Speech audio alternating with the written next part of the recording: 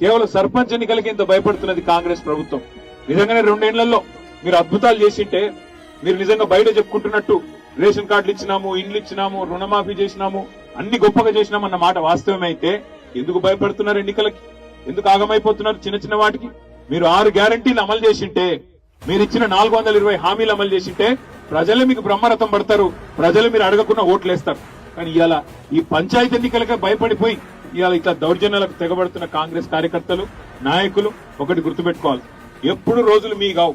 10 ఏళ్లు మేము ప్రభుత్వంలో ఉన్నాం, మరి మేము కూడా మీ లెక్కనే ఆలోచించింటే ఇలా కాంగ్రెస్ కార్యకర్తలకి ఈ పరిస్థితి ఉంటుండేనా? ఆలోచించండి, ఇది మంచిది కాదు. ఇప్పటికి కూడా నేను చెప్తా ఉన్నా, ఇకనైనా ఈ దిక్కుమాల రాజకీయాలు బంద్ చేయండి, ప్రజలకు మంచి చేసే కార్యక్రమాల మీద దృష్టి పెట్టండి. ఇక మీరు ఇట్లాగే పోతుంటే మరి మేము కూడా తిరగబడక తప్పని పరిస్థితి వస్తుంది. మేము కూడా ఇదే స్థాయిలో దాడులకు తెగబడితే మరి రాష్ట్రం ఏమైతుందో ఆలోచించాలని చెప్పి కూడా నేను వారిని కోరుతా ఉన్నా. ఇప్పటికి కూడా వినయంగా చెప్తా ఉన్నా.